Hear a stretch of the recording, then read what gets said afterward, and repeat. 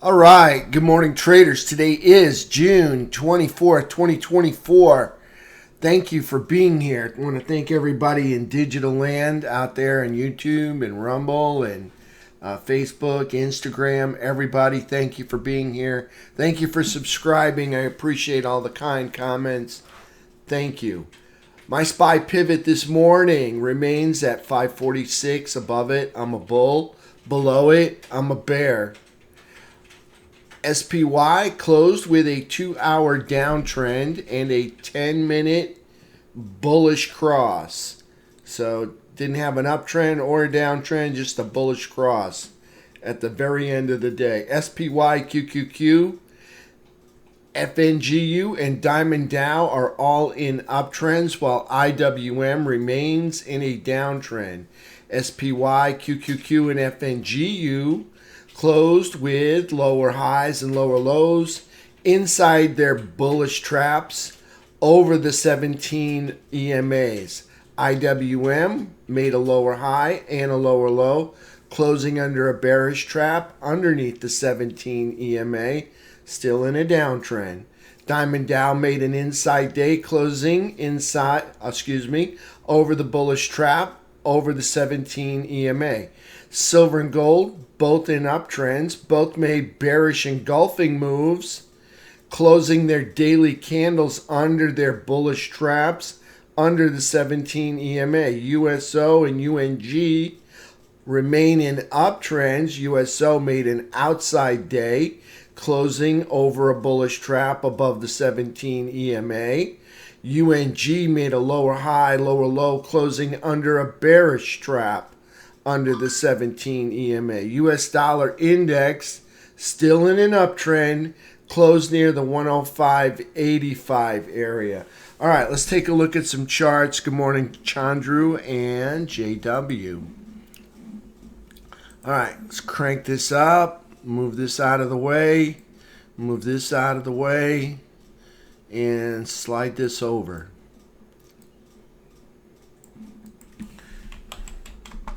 All right, so here's SPY's candle. You can see here lower high, lower low, closing inside the bullish trap over a rising 17 EMA. This is still a bullish chart.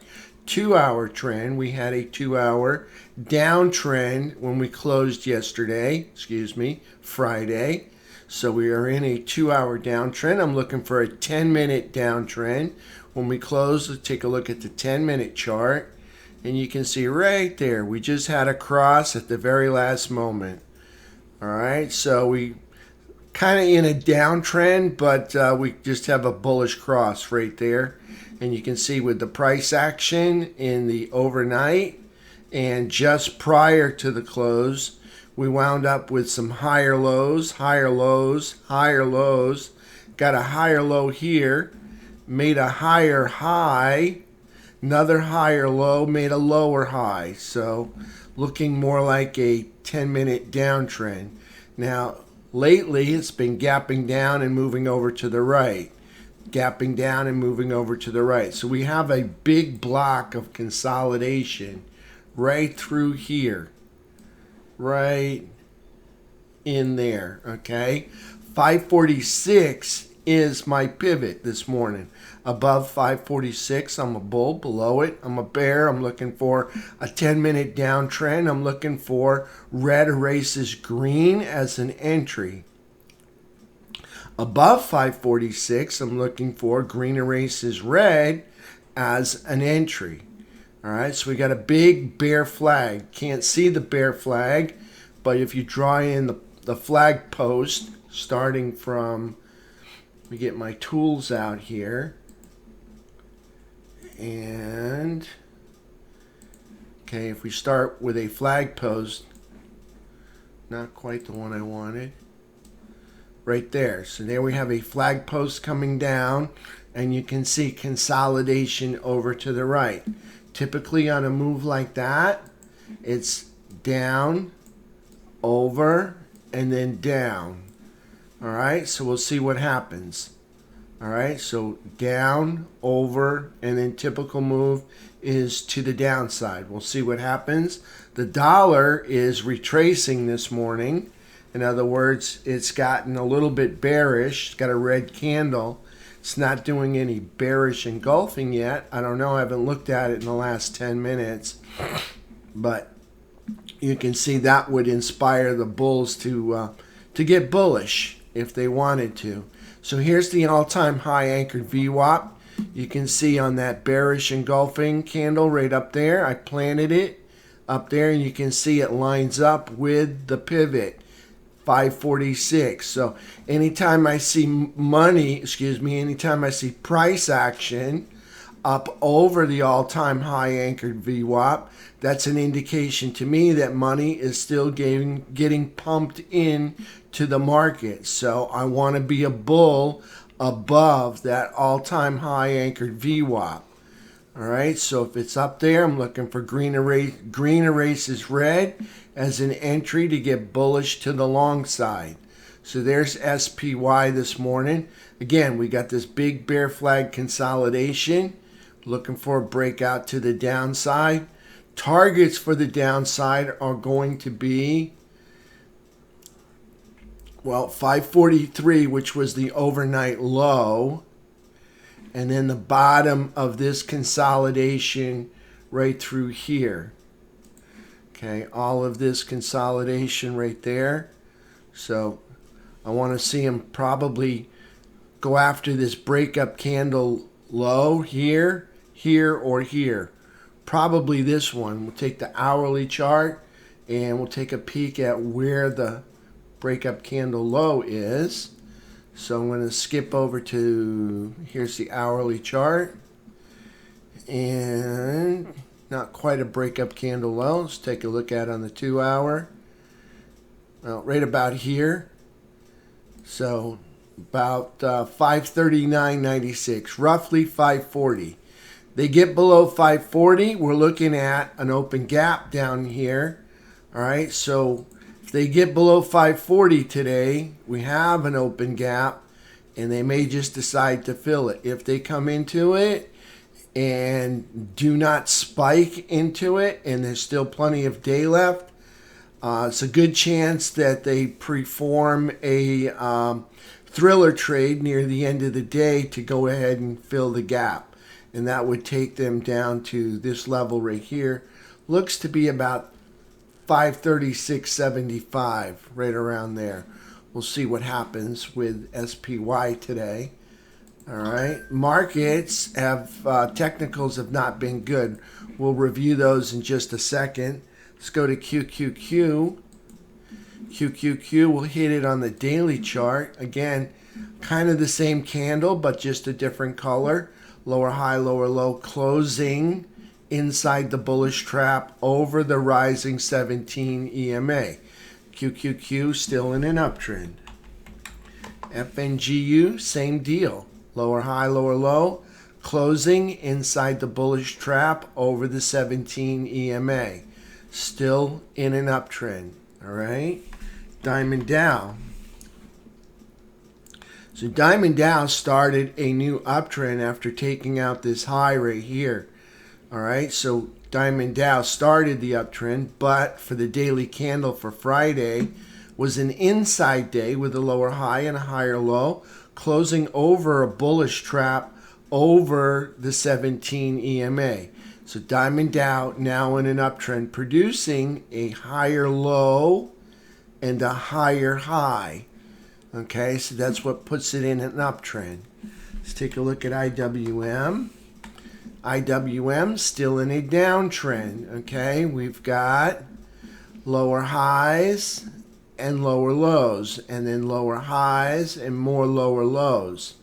Okay, so IWM in a downtrend. Friday's candle, lower high, lower low, closing under the bearish trap, under the falling 17 EMA, under the downtrend line, still in a downtrend.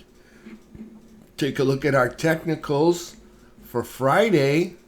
Not very good. We spent most of the day camped out and parked at the drive-in on the sell zone. Tried to bounce out of there a couple times, couldn't quite make it into the seller's chop zone. We got in there briefly, but then we got tossed out. Got in there briefly again at the closing hour. Take a look at T2123. Green from the beginning of the day on Friday. Red from the beginning of the day on Friday, all the way to the end until they got one green candle at the very end of the day. Okay, still not filling any gaps. All right, still no signs of bullishness on the 15. Still trapped underneath the falling 200 SMA. Still stuck in quadrant 1. All right, still well underneath the midpoint. They made a lower high. Chances are they may want to test these lows. We'll see what happens. Okay, T2123 3 bar, pretty much the same thing. The only difference is the 200 SMA is kind of flat right now, whereas on the 15-minute it was falling down. Again, trapped inside of quadrant 1, underneath the midpoint, underneath a 200 SMA, made a lower high, testing the prior lows to see if they're going to hold. So it's just been melting down for a long time now, T2123. FNGU for Friday's price action. Remember the gray? That's the post-market and the pre-market. So this is all the price action for Friday on a 15-minute chart. So a little bit of selling, a little bit of buying over, see that, up over VWAP, and then a pullback to VWAP in the 200 SMA. And at the end of the day, they punched out a few red candles and a few green candles, winding up consolidating right near VWAP right there and the 200 SMA. Not a good sign this morning. They are underneath the 200 SMA. All right, so not a good sign for FNGU being underneath the 200 SMA. Probably going to have to come back to a midpoint. We'll see where a midpoint might be. Well, they tagged the midpoint in the pre-market here. That's one midpoint. And let's just measure from the low to the high. Looking like almost the open gap right here. All right, so that's 396.36. All right, so we'll see what happens with FNGU right now. Kind of caught underneath this rising 200. Thought it would provide some lift. Didn't quite do it. So there's FNGU on the technicals. All right, we'll head back, take a look at some precious metals. Both of them are in uptrends. Both put in bearish engulfing moves. You can see here's a move up, and then here's a move down. Both closed underneath bullish traps underneath the 17 EMA. Both are in uptrends, taking out this flaky high right there. So that puts them in flaky uptrends. Would have liked to see him come up over here, take out this high, but technically, that's a high, that's a higher high, that's a flaky uptrend for me. GLD, same thing happening here. All right. Yeah, right there. There's the high. Okay, so GLD puts in a higher high than right here and puts that in a flaky uptrend. Again, a bearish engulfing move, closing under the bullish trap under the 17 EMA. So gold and silver both in uptrends. Natural gas and petroleum crude oil in uptrends as well. Here's nat gas. All right, so nat gas, Friday's candle is, make sure I get the right one, lower high, lower low, closing under the bearish trap and under flat 17 EMA, but still in an uptrend. Got a higher low and got an equal high, so still just consolidating over to the right. USO also in an uptrend, wiping out this high right here, making a higher high, puts that in an uptrend. Price action for Friday was an outside day. That's a higher high and a lower low, closing over the bullish trap. That's the 3 on top of the 8 on top of the 17. Closing over a bullish trap over a rising 17 EMA. There's USO crude oil. Let's take a look at, just take a look at a few others. SMH. You can see SMH kind of pulling back here, closing under the bullish trap. XLK. Close, pulling back, another doji candle closing under inside the bullish trap over the 17 EMA. Let's take a look at XLF. XLF still in a downtrend until it takes out that high. Recently, they've got lower highs. There's a high. These are lower highs, and this is a lower low. If they wipe out that high, they will be in an uptrend. It looks like they're in the process of trying to break the downtrend line right through there. All right. Still didn't have enough mustard to get it done, but still in a downtrend there for XLF. All right. Let's take a look at IYT. Here's our transports. Still in a downtrend. Why? Lower high, there's a high, this is a lower high, this is a lower low. Okay, we produced a higher low here, but no higher high. Okay, here's the high, no higher high. Still in a downtrend, looking more like a bear flag. So transports in a downtrend. Financials in a downtrend. All we got going for us is tech and semiconductors at this time. All right, we need either the transports or the financials, preferably the transports, to be in an uptrend so we can have a decent rally. Now, when we get all three of them in uptrends all at the same time, we can have a pretty robust rally. Right now, we only have one of the Trinity. All right. The Trinity is the SMH,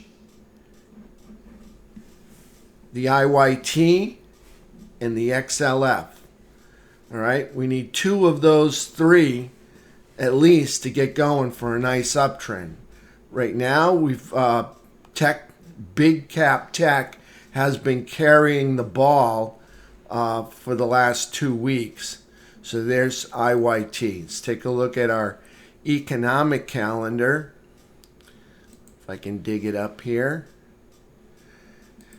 And on the economic calendar for this morning, we got a Fed speaker, but it's not Mr. Powell. We got the Dallas Fed manufacturing survey at 10:30 this morning. Another Fed speaker, but it's not Mr. Powell. Tuesday, we got another Fed speaker, but it's not Mr. Powell. Chicago Fed National Activity Index. That's a new one. Case-Shiller Home Price Index at 9. FHFA House Price Index at 9. Consumer Confidence at 10. Richmond Fed Manufacturing Index, 10 o'clock. And another Fed speaker. I guess she's going to speak twice. All right, she's going to speak at 7 in the morning and 2:15.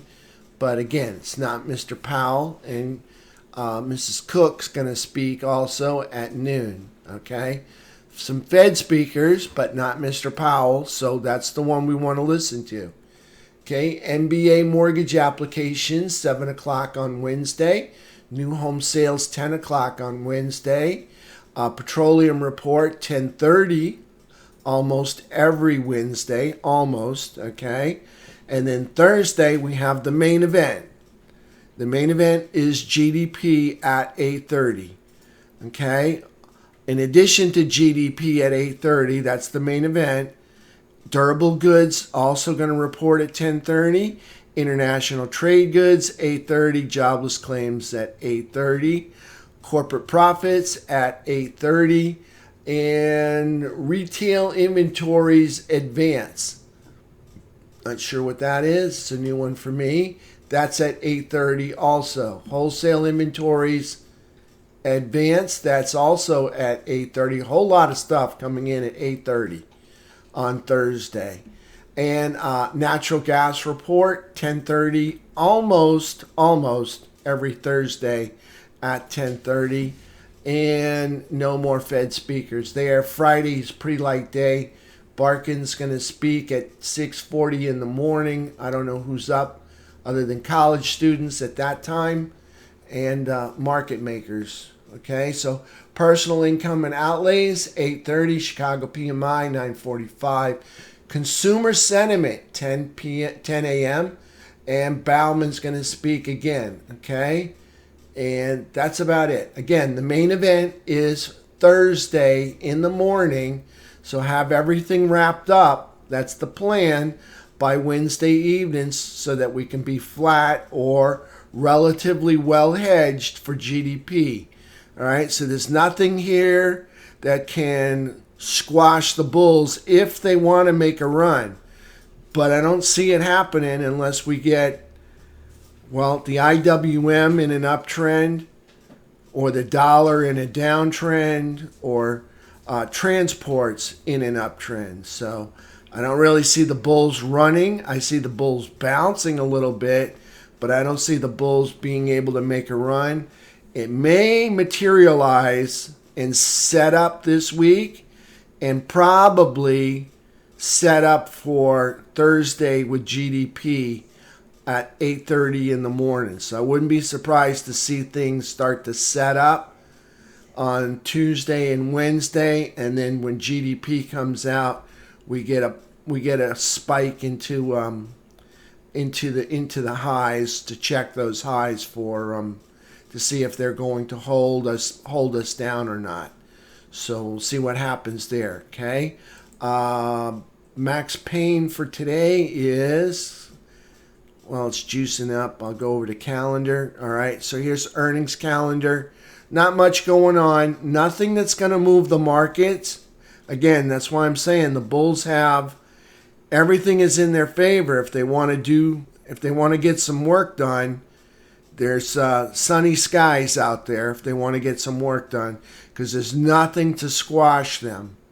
All right, we've got some familiar names, but nothing big enough to rotate market direction. Okay. Tuesday, FedEx going to report 62 billion. That should help the transports if they come in on the right side of that, and they're going to report on Tuesday evening. Okay. Other than that, some more familiar names: Carnival Corp. Okay. Power Fleet. Again. Familiar names, but nothing that's going to move the market, okay? But FedEx should help with the IYT if they could bring in some decent numbers. Let's take a look at Wednesday. Micron Semiconductors, 154 billion. That'll be interesting. Paychecks, 45 billion. Thursday, Nike's going to report big retail.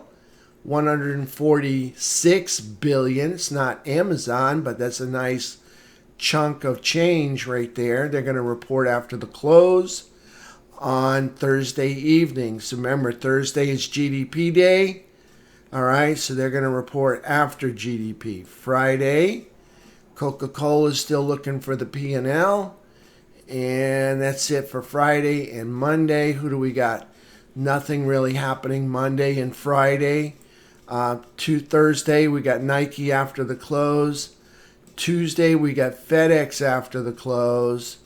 And then Wednesday, just before the main event on Thursday, Micron Semiconductors is going to report, General Mills, and Paychecks. Okay, so Micron's going to report in the evening.